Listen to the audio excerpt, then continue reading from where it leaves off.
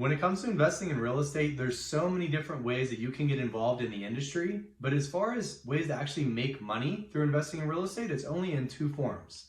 One is through appreciation. So that's essentially the value of your property increasing over time, whether it's forced appreciation through value creation by renovating the house. Maybe you put in a brand new kitchen, update the bathroom, put new mechanicals in, a brand new roof. Anything that over time would make the property more appealing to a buyer with brand new renovations is going to appreciate over time. Now, the second way that a property will appreciate over time is just by the market and demand increasing. So as we saw in the past few years, actually probably the past 4 years, real estate has really appreciated at staggering amounts. And that's because interest rates were kept very low. There was a ton of money printed. People had good income and jobs. And everybody had additional cash that they could put into buying a house. So with the increased demand, that's going to cause appreciation across the marketplace. Now, some markets will appreciate more than others.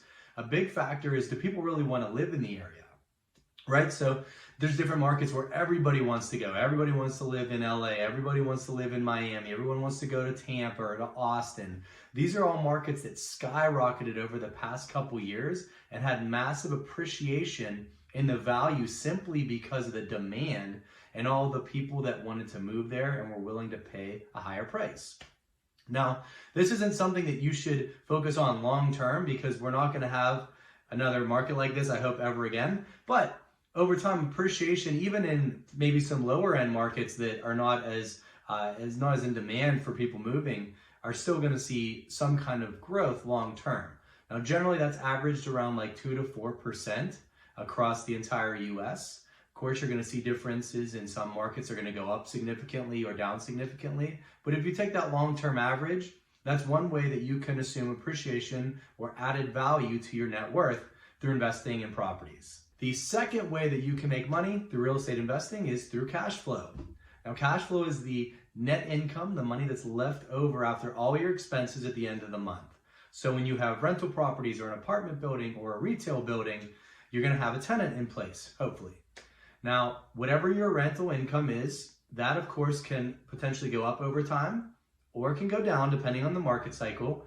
And then you have all your expenses like your insurance, you have your utilities, you have your debt servicing costs, taxes, and of course any maintenance that comes with the property. So whatever's left over at the end of the month is considered your cash flow.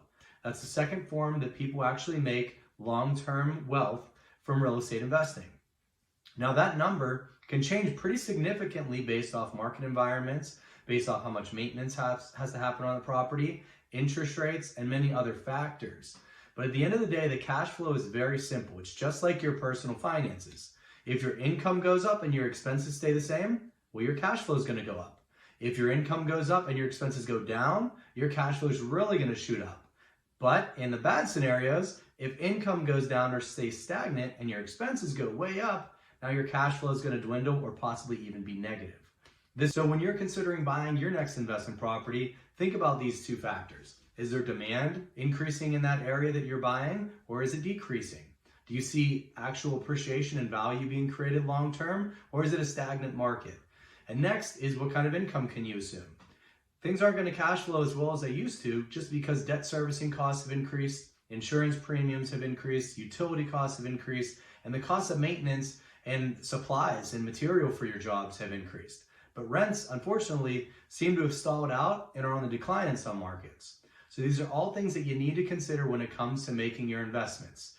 Now, making these decisions is all based on your personal situation, but hopefully you understand the basics now of the two different ways that you can make money through real estate investing.